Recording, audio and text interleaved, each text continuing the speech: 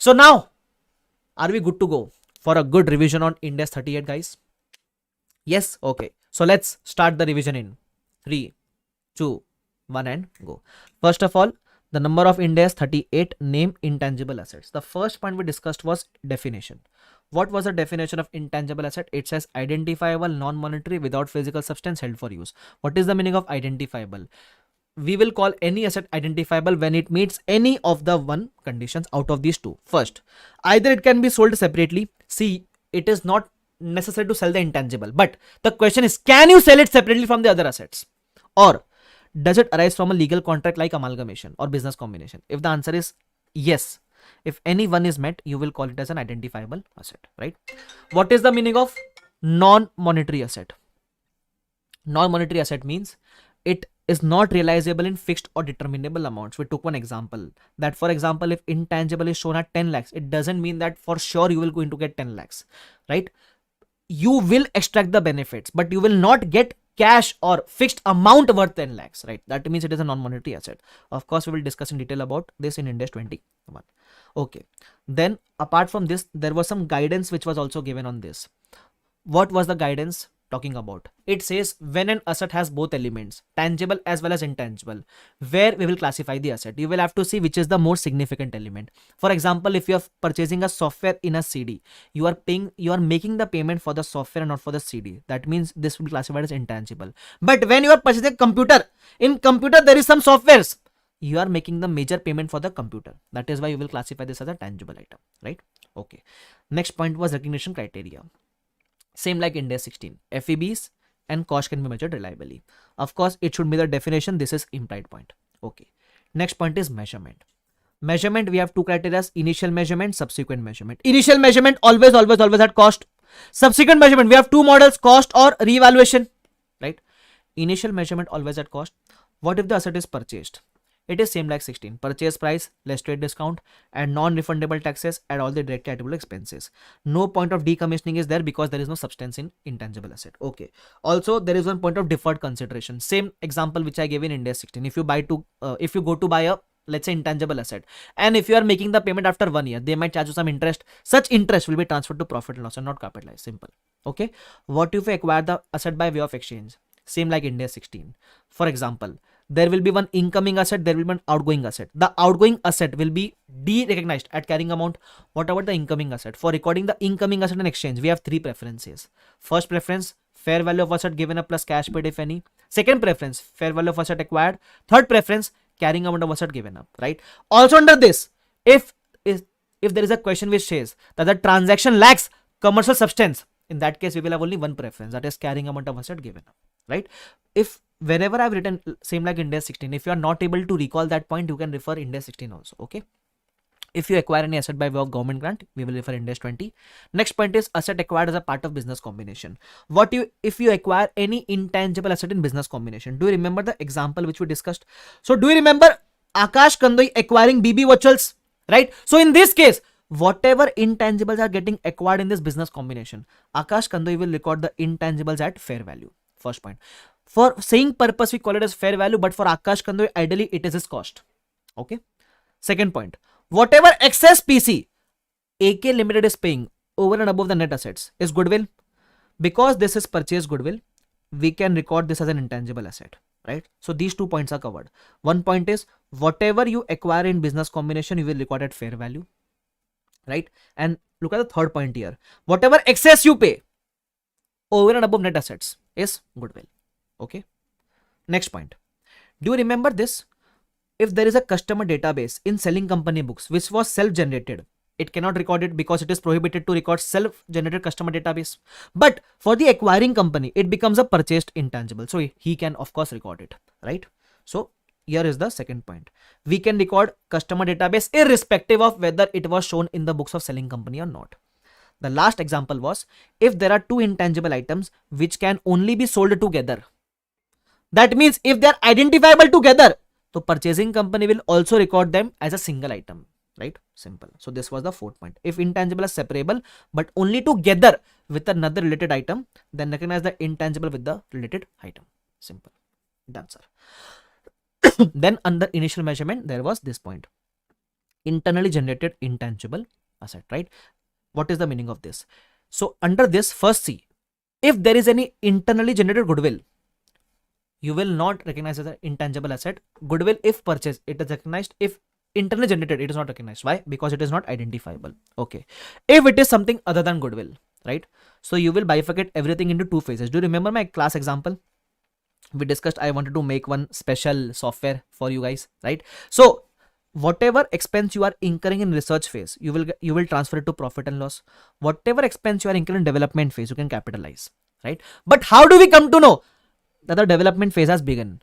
So we will check for these six conditions, right? First is technical feasibility of completion. Second is intention to complete. Third is ability to use or sell the intangible asset. Fourth is demonstrate how it will generate future economic benefit. Fifth is availability of adequate resources like technical, financial, etc. And the last point is reliably measure the expenditure. Sir, all six are to be met. On the date when all six are met, development phase begins. How do we remember this? I had given you a trick. Two conditions are of completion. Two conditions are basically recognition criteria, and two conditions start with A, ability and availability. Simple. You can make your own, or you can remember this. Okay. Also, one clarification.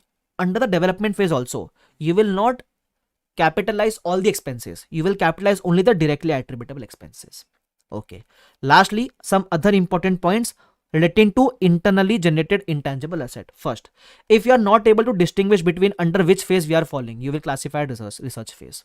Second, following items should not be recognized as intangible if they are internally generated: brands, customer database, publishing titles, mastheads. But if these intangibles were purchased, then they can be recorded as intangible. Okay.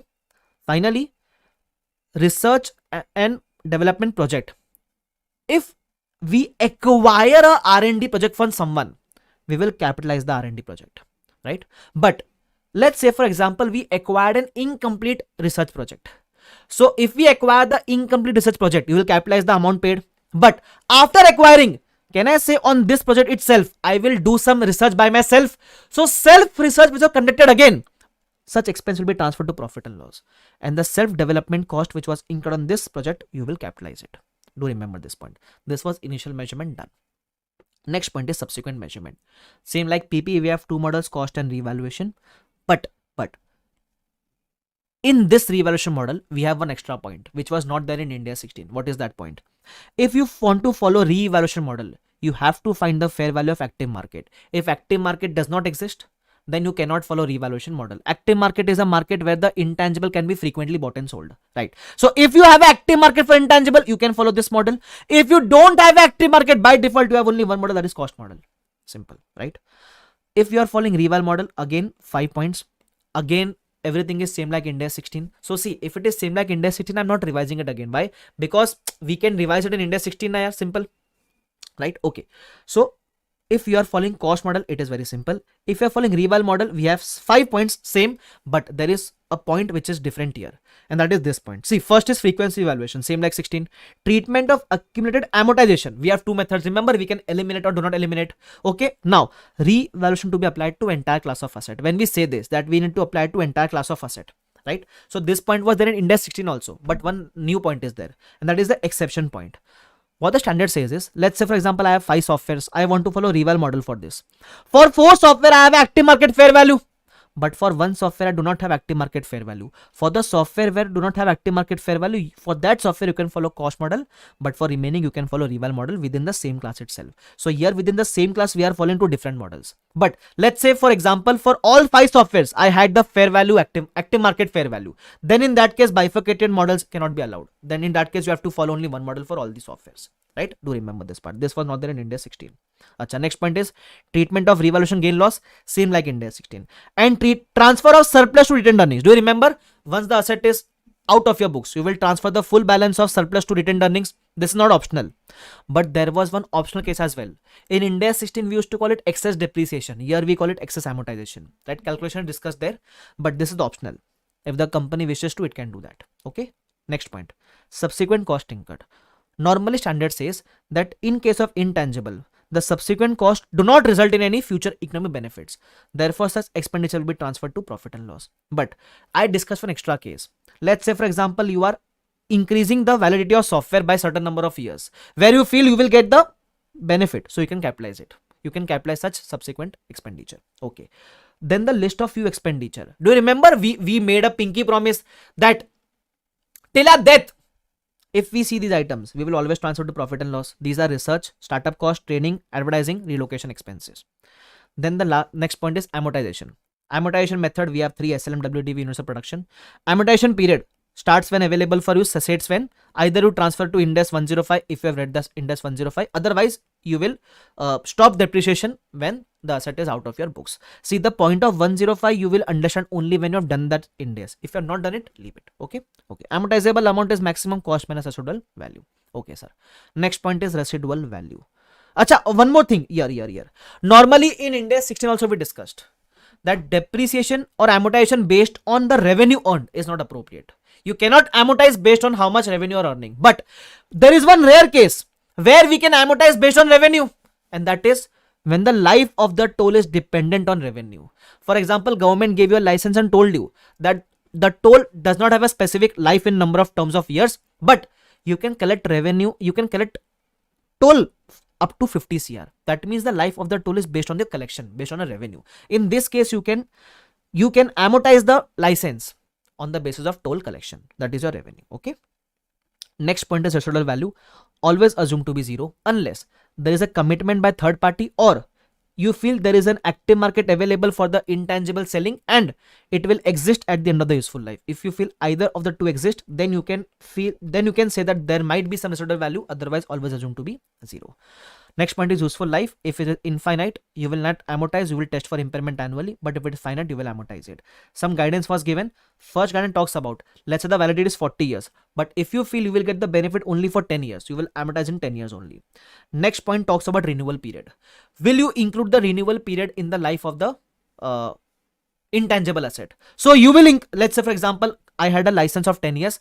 Government gave me an option to renew for a further period of 5 years. So will I include this renewal period as well? So it depends on the intention of the company. Also, you will include the renewal period only if there is supportive evidence that you will renew it.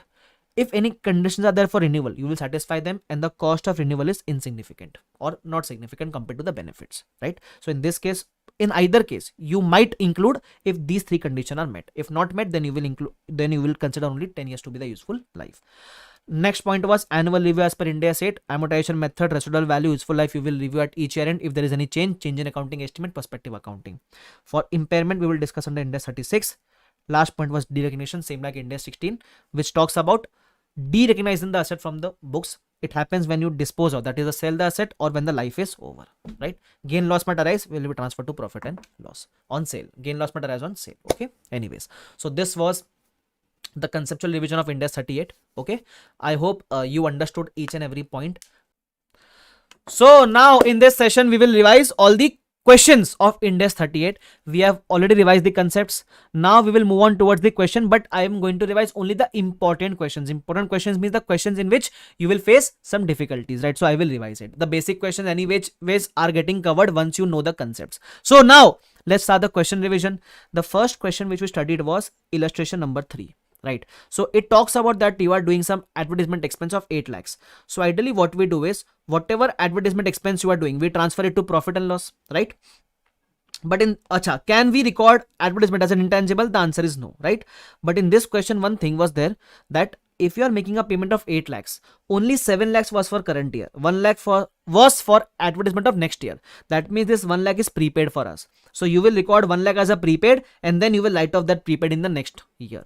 Right, so this part you need to remember that the important part in this question was that advertisement is not an intangible, but yes, it can be a prepaid. Okay, also further in the next year you are incurring 4 lakhs also, so we will pass the entry for 4 lakhs as well. Okay, don't worry about it. Also, if you want to find this board notes, you will find it on my Telegram channel. Link is in the description. Okay, don't worry. So board notes I can upload on my Telegram channel. Okay, anyways, so this was illustration number 3. Only this prepaid part is important in this. Okay, now another important question was illustration number 6, a classic question to test your concept of exchange. Now here what was the case was, Sun is acquiring software from Earth in exchange for license. So if you see closely, what Sun is doing is Sun is acquiring software and giving license. But in this question, they have asked from both companies' point of view. So for Earth, the situation will be vice versa. Earth is acquiring license and giving up software. Carrying amount of both is given. So now what I did was, in this question, first I wrote the concept of exchange, like what all preferences do we give. Then there were three scenarios given. The first scenario where both the fair values were available. Second scenario was where only fair value license was available. In third scenario, none of the fair values were available. So how do we solve it? So solve it company by company. First, solve for Sun Limited under all the three cases. Then solve for Earth Limited in all the three cases. Of course, when you solve it, you will try to get the answer on your own. But a good question, you should definitely practice this question as well. Illustration number 6. 7, you can do it on your own. We will come on towards illustration number 8 revision, right? So in this question, what was there? So in the year 11-12, it was said that you are first doing some research, then development. The hint you will get in the next line. Okay. So research phase expense transfer to profit and loss, development phase expense, you will capitalize it. Okay. Now recoverable amount was given. Acha, what is the meaning of recoverable amount? Acha, if till here you have not studied this Ind AS, let me give you an overview of impairment. So before discussing this question, I gave you one overview of the concept of impairment. What is the meaning of impairment? It is defined in Ind AS 36, and the basic meaning of impairment is decline in the value of asset. So if you want to check whether there is any impairment or no, what you will do is you will try to find two values. One is carrying amount and one is recoverable amount. One is carrying amount, one is recoverable amount. Okay. So now, and recoverable amount is what? For finding recoverable amount, we will have two amounts. The value in use and the fair value less cost to sale. Of course, this is defined in detail in Ind AS 36. So as of now, we are not going that much depth if you are not aware of it. But don't worry. Just imagine, if you are using the asset, you will get 1 lakhs, but if you are selling the asset, you will get only 90,000. So what will you do? You will of course use the asset because you are getting higher value in using. So recoverable amount is higher of these two amounts, right? So now imagine your asset is being carried at 1,20,000, but the maximum amount you can recover is only 1 lakh. That means the value at which the asset is being shown, you will not be able to recover the whole value. So that means there will be an impairment loss. So if there is an impairment loss, you will reduce the value of asset and book the loss. Okay. Also, just to clarify, some people get confused between impairment loss and revaluation loss. Both may be losses, but the nature is different, because in impairment loss we compare carrying amount and recoverable amount, and in revaluation loss we compare carrying amount and fair value. Do remember this part. Okay, sir. Let's proceed now. So our capitalized amount was 900. In this question, even the recoverable amount is given as 1000. So now imagine your carrying amount is 900, but the recovery which you will make is of 1000. So don't say there is an impairment gain of 100 rupees. There is no concept of impairment gain. Either there will be impairment loss or there will be no impairment loss. Okay. So here your carrying amount is 900, but you will recover more than a carrying amount. So there is no issue with this. So your impairment loss will be 0. Okay. Then in the next year, what do they say? We have incurred a further expense of 6,000. Of course, once the development phase begins, all future expenditure will be in the development phase only. So this will be capitalized. So now your total amount becomes 6,900. Okay. Then it says that on the last day of the year, it became available for use. So next year we will amortize for 1 year. And then on this date, recoverable amount was also given. So we will amortize for 1 year. We find the carrying amount. On this date, recoverable amount was given. So our carrying amount is 5750, recoverable amount is 5,000. So of course there is an impairment loss because his carrying amount is higher, but you will not recover this much. So your impairment loss will be 750, charge it off to profit and loss. Simple. Clear? Yes, sir. This was our illustration number 8, a good question. Now we come on towards illustration number, let me see some good questions. Okay. You can do this question, illustration 13 on your own. It is not a LDR question, but just you can refer this. Okay. Even illustration number 21, you can just refer. Not LDR based on the concept of exchange, but simple question. Okay. Directly come on towards illustration number 27, guys. Illustration number 27, a good question. Let's see what's in store for us. So it says in this question, I'll give you a summary of this. We incurred 18 lakhs for the whole year. But in the current year, first 2 months were research phase, and from 1st June till the year end, that is for 10 months, it was development phase. But the bifurcation of expense was not given. So how do we bifurcate? We have one information saying that 18 lakhs is for full year. Out of this 18 lakhs for 12 months, 2 months is research phase. So we can find out proportionately now that 3 lakhs will be under research phase and the balance will be under development phase for 10 months. You can capitalize 15 lakhs and you can transfer to profit and loss 3 lakhs. But what the company has done is, company has shown 18 lakhs as full intangible. This is the incorrect treatment. Company should show intangible only at 15 lakhs. First part of the question is done. Now the next part of the question talks about recoverable amount. So just a summary of it, the recoverable amount on the year end is 9 lakh 60. Imagine carrying amount is 15 lakhs, but you are not going to recover it. You will recover only 9 lakh 60. So there is an, of course, impairment loss, right? So ideally, I also pass a entry at the year end. My asset is shown at 18 lakhs, but it should be reduced to 9 lakh 60. So I have to reduce the asset by two expenses. One is research phase expense and one is impairment loss. So I will reduce it by both the amounts and my intangible asset will be reduced by 8 lakh 40. Simple question, done and dusted. This was illustration number 27. Okay. Then, question number 1 is also very good. It says that you have a player with whom you have contracted to play for 5 years. That means, let's assume you are CSK, Chennai Super Kings, and that cricket player will play with your team for 5 years. So is that player an intangible asset for you? The answer is no. But is that contract with the player? You have entered in a contract with the player that he will play with you for 5 years. Is that contract an intangible asset? The answer is yes. Player is not an intangible asset, but the contract with the player is an intangible asset. Okay, do remember. Okay, then question number 3, again a good question. What is given here is, first let's see what is asked. So they are asking us to prepare balance sheet and profit loss extract. Okay, so now 3 elements are given. In the first element they are saying PC 13.2, net asset 10 lakhs. So goodwill is 3.2. Just to confuse you, they are also saying life of goodwill is 10 years. Always remember, goodwill is never amortized. It is only tested for impairment annually. So you will not amortize goodwill. So it will stay at 3.2 lakhs only. First part. Second part. In second part, you are acquiring franchise for 80 lakhs. So you will capitalize it. But also you are paying 2% royalty fees. If you are acquiring an intangible in such an agreement where you are paying upfront fixed cost and based on sales, every year you will pay some royalty. That royalty based on sales will be transferred to profit and loss. And that upfront payment of acquiring will be capitalized. So 80 lakhs will be capitalized and the 2% royalty fee which you will pay every year will be transferred to profit and loss as and when you are paying it. Second part is done. Okay. In the second part, they are saying that we acquired on 4th May. So ideally, amortization should come on a day, on the basis of days, na? But one line was mentioned that in the year of acquisition, in the year you acquire, you will take a full year amortization. The company follows this policy. So by this line, a solution becomes easy. Why? Because in the year in which you are acquiring the intangible, you will amortize for full year. I am not saying this. The question says this very clearly. Okay, so for franchise, no need to see the number of days calculation. You will amortize for the full year. Okay, in the year of acquire. Okay, then third case, you have a copyright. To register the copyright, you incur 2 lakh 50. You will capitalize, but also you incurred some legal cost, but not for the copyright. You incurred the legal cost to prosecute a copyright infringement against the competitor, right? So this 7 lakhs incurred to prosecute a copyright infringement will be transferred to profit and loss. Okay, copyright life is 10 years. Is this clear to everyone? Yes? Perfect. Right? So as I said, this will be transferred to profit and loss. So you will just amortize 2 lakh 50 over a period of 10 years. Right? This line is very important in the question, guys. Okay. Now just see the format also if you want to see. So they were asking me extract. So I gave them the extract. Right? Under the extract, there are intangible assets. Intangible, we have 3 elements. Goodwill, franchise, copyright. So goodwill, no amortization. Franchise, amortization of 1 year. Copyright, amortization of 1 year. Okay. So total of the closing balance of all intangible will be shown in balance sheet. In profit and loss, what all elements will be? What all elements will be there? In profit and loss, we will have revenue from operations, right? Then it was given in the question, okay.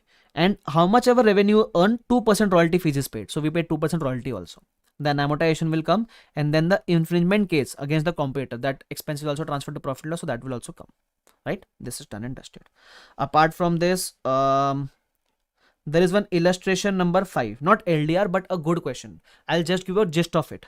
We have an intangible with a life of 15 years, but we are intending to sell only after 5 years. So we will amortize over 5 years. Also, we have a commitment from a third party for a 60% sale value. That means after 5 years when you sell it, that party has committed you that he will give you 60% of the day one value. That means this 60% becomes residual value for you, because as per Ind AS 38, if you want to consider any amount under residual value, you need to have commitment from a third party. So in this case, we have a commitment, so residual value will be there. So accordingly, your amortization will be changed. So the question has mentioned that the company has amortized for 15 years, assuming residual value to be 0. The treatment by company is incorrect, right? So you need to give the correct treatment. The cost is 12 lakhs. Life should be taken as 5 years. residual value should be taken as 7.2 lakhs. Your amortization will be this and the carrying amount will be this. Also, how much concepts to present in the exams, you can write these relevant concepts in the exams, right? So this was the question revision of Ind AS 38. I hope you like it. Also, if you like it, do subscribe to this channel because more such revision videos will come. And thank you so much for watching this video. Again, I'm saying the board notes on which I have solved the solution, you can find this on my Telegram channel. Link is in the description. Do join the channel. Okay, so thank you so much. Bye bye everyone. Take care. See you all. Bye bye.